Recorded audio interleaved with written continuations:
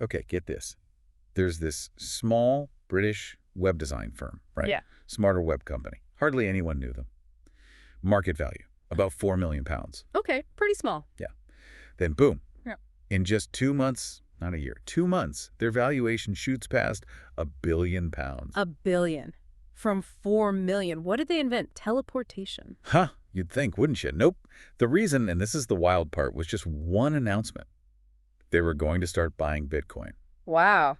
Okay, that doesn't immediately compute, does it? I mean, Yeah. Bitcoin's price is volatile, but not that much to justify that kind of leap just from an announcement. Exactly. It's not about the Bitcoin price itself, not directly anyway. And that story, that incredible jump, really sets the stage for what we're digging into today. We've pulled together a whole stack of sources looking at these two really interesting narratives about Bitcoin right now. They seem contradictory, but they're actually deeply linked. Right. So on one side, you've got Bitcoin becoming this, I don't know, almost like a corporate cheat code, a strategy for companies to pump up their value. Yeah, a treasury strategy that's way beyond just holding an asset. And then the other side, the maybe less glamorous side, who actually owns all this Bitcoin? Because that picture looks surprisingly different from this sort of decentralized dream. Absolutely. So our mission today is really to give you the shortcut, to unpack what's genuinely going on beneath all the headlines. We'll hit the surprising facts, the aha moments you expect from one of our deep dives. All right, let's do it. Starting with this corporate Bitcoin thing. That smarter web company story, 4 million to 1 billion. Is that just a fluke, or is there like a playbook here? Oh, there's definitely a playbook, and it's being called the infinite money glitch, which tells you something. Smarter web isn't alone at all. Okay, infinite money glitch. Sounds promising or terrifying. Huh, maybe a bit of both. Huh. This whole trend really gained steam from what people initially called a crazy experiment by a U.S. software company, MicroStrategy. They've even rebranded now, just call themselves Strategy. MicroStrategy, right? I know the name. Weren't they? Wasn't their main business kind of struggling? Yeah, their core software business was largely unprofitable. But they went all in on buying Bitcoin, and that aggressive strategy, it transformed them into a company now worth close to $100 billion. $100 billion from an unprofitable software company. Okay, how? What is the actual glitch? How does buying Bitcoin do that? Well, here's let's call it the clever part. Strategy figured out they could sell their own stock at a price significantly higher than the value of the Bitcoin they actually held. Wait, sell stock at a premium based on Bitcoin they already own? How does that work? Because the market got excited about their Bitcoin bet, so they sell this premium stock, raise a bunch of cash, Okay. and then they use that cash to buy even more Bitcoin. Ah, I see. And buying more Bitcoin helps push the price of Bitcoin up. Exactly, which then makes their existing Bitcoin holdings more valuable, which then pushes their stock price even higher. It's this self-feeding loop. Wow. Okay. That does sound like a glitch. And, it's worth mentioning, the guy behind it, Michael Saylor, the CEO, he's got a bit of a history. There were accounting issues back in 2000, had to restate financials. Oh, really? Yeah, a major corporate scandal back then. And more recently, a $40 million settlement over alleged income tax fraud. $40 million. Okay, so the architect of this strategy has, let's say, a colorful financial past. You could say that, but the key thing is, despite that background, his Bitcoin strategy, this glitch, is what companies globally are now copying. So they're basically using Bitcoin as a lever to inflate their stock price, almost detached from their actual business performance. It sounds circular, like a financial perpetual motion machine. Is that sustainable? That is the billion-dollar question, isn't it? Or maybe the $100 billion question now. For the moment, it's working astonishingly well for many. And yes, others are absolutely jumping on board. How widespread is this? The numbers are pretty wild. In the last year alone, the number of publicly listed companies holding Bitcoin, it's surged by almost 170%. Wow. Yeah. We're talking over 130 firms now, collectively holding more than 800,000 Bitcoin. That's over 3% of all Bitcoin that will ever exist. 3% already held by public companies. Are we just talking tech firms, or is it broader? It's getting much broader. You've got Tesla, of course. They made that huge $1.5 billion buy back in 2021, then sold a big chunk. Right, I remember that whiplash. Yeah, but now they're back as a significant holder. And get this, they used a change in accounting rules to report a $600 million earnings boost last year just from their crypto holdings. It's financial engineering. So it's not just buying and holding, it's actively playing the financial system using Bitcoin. Absolutely. And it's not just the giants. There's a Japanese hotel chain, Metaplanet. Their stock jumped almost 600% after they announced they were buying Bitcoin 600%. for a hotel chain. Yep. Then you've got Block, Jack Dorsey's company, putting 10% of their monthly gross profit into Bitcoin. Even a Chinese AI software firm, Next Technology Holding, used it to apparently avoid getting kicked off the Nasdaq queue. Wow. Any failures? Anyone try this and it backfired? Well, funny you should ask. GameStop, the ultimate meme stock, they announced Bitcoin purchases. And you'd think that audience would love it, right? You'd think. Their stock dropped 10%, so it's not a guaranteed win, even in this climate. The market can still surprise you. That's fascinating. And you said even in London. I always think of the London market as being a bit more traditional, maybe. It is, typically, but it's catching on. There was 1 week in June where at least 9 small London-listed companies, AI startups, gold miners, you name it, many of them loss-making, announced they were buying Bitcoin. And their stocks. Many are up 400% or more since the announcement. It's a gold rush. So this isn't happening in isolation. Is there, like, a bigger picture context here? Definitely. It ties into a broader cultural and political moment, especially in the U.S. You've seen the Trump administration, for instance, openly embracing crypto. Yeah, I saw headlines about meme coins and things. Right, the former president and his wife launching successful meme coins. But it's more than just talk. There seems to be a real shift in the regulatory mood. Well, so? Well, the SEC, the financial regulator, has reportedly dropped or paused over a dozen cases against crypto firms, and the Department of Justice apparently disbanded its dedicated crypto enforcement team. Really? That's a significant change in tone. It is, and it seems to be encouraging this corporate rush. Trump's family media company confirmed plans to raise $2.5 billion for crypto. There's a merger involving American Bitcoin, which is part owned by Trump's sons, with another firm planning to raise up to $1.5 billion. So companies see this as a green light. They're using Bitcoin not just as an investment. Exactly. It's a strategic tool. Access capital, boost your stock, rebrand yourself, even if your actual business is losing money. It's a powerful narrative right now. Which brings up a really interesting point. Bitcoin's origin story, right? That came out of the 2008 crisis, meant to be this decentralized answer to big finance. The anti-establishment currency. Yeah. And now you've got the guy who pioneered this corporate Bitcoin strategy, Michael Saylor, reportedly pitching huge companies like Microsoft, telling them to buy Bitcoin instead of doing traditional stock buybacks. That feels like a paradox. It absolutely is, and it raises that crucial question. What are the risks here? What happens if this goes wrong? Like a big Bitcoin price crash. Precisely. This whole strategy is largely untested by a long crypto winter. If Bitcoin's price tanks, how do these companies pay back the debt they took on to buy it all? It could get ugly. So believers see it as Bitcoin taking over, but skeptics see a huge gamble. That's the divide. And then there's the governance issue. If you're a shareholder in, say, a software company, did you sign up for it to become a de facto crypto fund? Good point. Are shareholders okay with this? Right now, the rising stock prices probably keep most people happy. If you don't like it, you can sell at a profit. But as more companies do this, and if or when some of these strategies blow up, boards are going to face serious heat to justify the risks they took on. And it's confusing for investors too, right? You mentioned British investors. Yeah, it's particularly odd there. They're banned from buying straightforward Bitcoin ETFs, these exchange-traded funds. So some are buying shares in these Bitcoin holding companies instead, often at a massive premium, just to get exposure. Even though it's indirect and potentially riskier. Apparently so.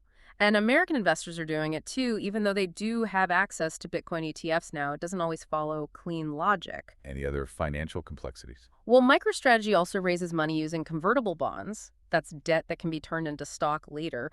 They're popular because the stock is so volatile, but it also introduces weird dynamics with different types of investors pushing the volatility in opposite directions. It gets complicated. Okay, so that's the corporate side, this wild, almost unbelievable story of companies using Bitcoin to reshape their finances. But you said there's another layer to this deep dive. Yes. And this layer might challenge some common perceptions about Bitcoin, especially all the talk about its revolutionary democratizing power. What's really eye-opening when you dig into the data is this illusion of egalitarianism. We see the price, right? Like $105,998 per coin on May 22nd, 2025, hypothetically. That number's huge. Yeah, grabs headlines. But it tells you nothing about who owns those coins. And our sources point towards something they call new feudalism, the idea that Bitcoin didn't kill the wealth pyramid. It just coded it in. you still have a tiny elite hoarding the vast majority, while everyone else is left with, as one source put it, scraps of digital hope. Okay, but hang on. One Bitcoin address doesn't always equal one person, right? Like, exchanges hold Bitcoin for millions of customers in one big address. That's a critical point, absolutely, and we have to acknowledge that caveat. One address is not one person. Big exchange wallets skew the numbers if you just look at raw address data. However, that very fact that millions of people's coins are held by these huge centralized exchanges points to a massive centralization of custody and control, which is its own problem, right? Right, okay, so even with that caveat, what does the distribution look like when you try to account for it? Or just look at the broader pattern, starting at the bottom? It's stark. You have these dust accounts, almost 7 million addresses, holding less than 0.000001 Bitcoin. Using that May 22nd price, that's barely $4 worth, effectively zero. 7 million addresses with basically nothing. And it gets broader. Over 43 million addresses, that's almost 3/4 of all active Bitcoin addresses, hold less than 0.01 Bitcoin each. That's less than, what, about 1,060 pounds? Still not a life-changing amount for most. Not at all. And here's the real kicker. All those millions of smallholders, nearly 75% of addresses, collectively own just 0.24% of all the Bitcoin. 0.24% for 3/4 of the holders. Exactly. It creates this illusion of broad participation. Look, millions own Bitcoin, but the vast majority own an amount that's economically meaningless. They have no real stake, no influence. So where's all the Bitcoin then? If the bottom 75% have almost none. It's concentrated at the very, very top, the whales, as they're called. Just the top 100 addresses alone hold around 3.5 million Bitcoin. That's nearly 18% of the entire supply in just 100 wallets. 400 wallets hold almost a fifth of all Bitcoin. And let's zoom out a bit with cumulative figures. It gets even clearer.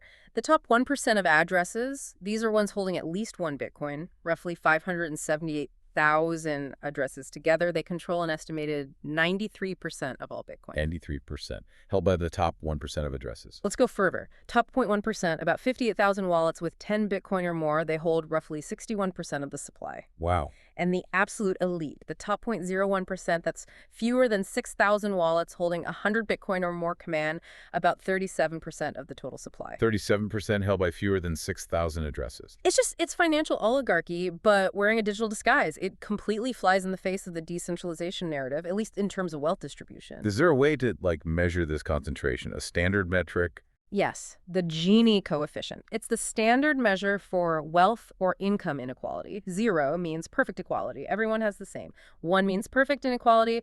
One person has everything. Okay, and what's Bitcoin's Gini? Based on this address distribution data, the calculated Gini coefficient is around 0.986. 0.986. That's almost 1. That's almost perfect inequality. It's extremely high, maximal inequality, practically. For context, most countries, even those considered highly unequal, rarely have a Gini coefficient for wealth above 0.6 or 0.7.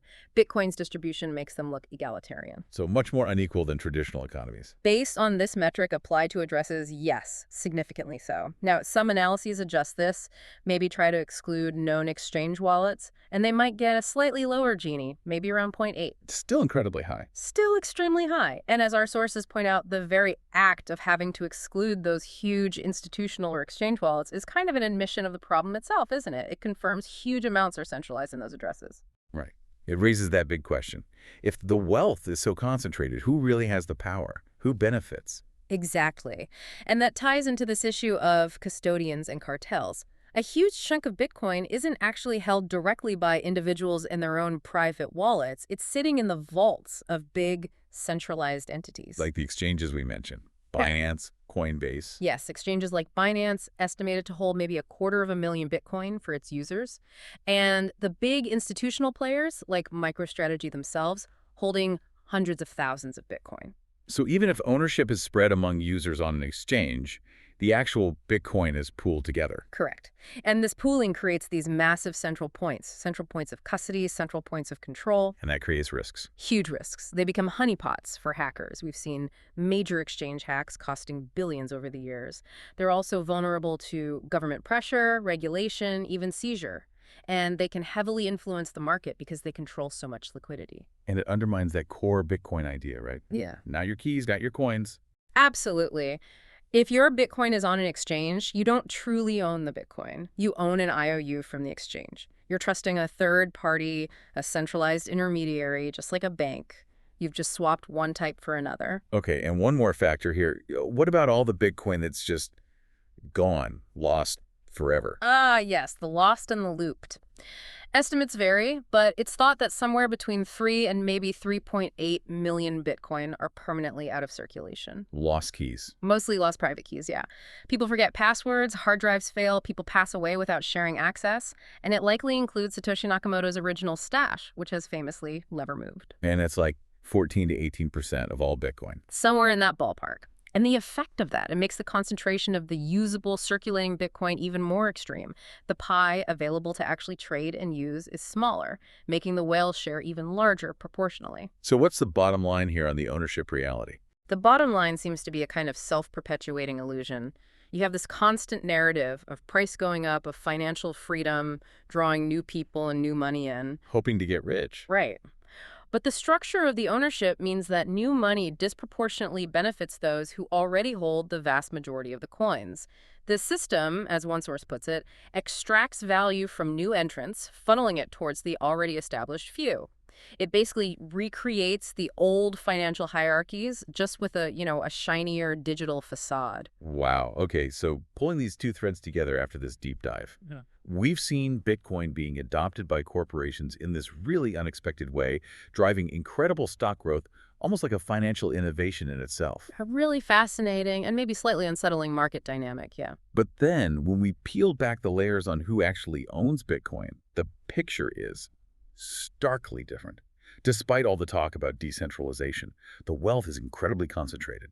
A tiny fraction holds almost everything. Exactly. It tells us something profound, I think. The Bitcoin network itself, the technology, it's a decentralized marvel, technically speaking, but the economic landscape built on top of it, it's anything but decentralized or evenly distributed. It's like the emperor has decentralized clothes, but the same old emperor is inside them hoarding the gold. That's a good way to put it. The code might be decentralized, but the wealth is concentrated in the hands of a very privileged few. So what does all this tell us? About power, maybe about human nature, about the power of narratives, the stories we buy into, even when the numbers paint a very different picture. Definitely something to chew on. Indeed. Until our next deep dive.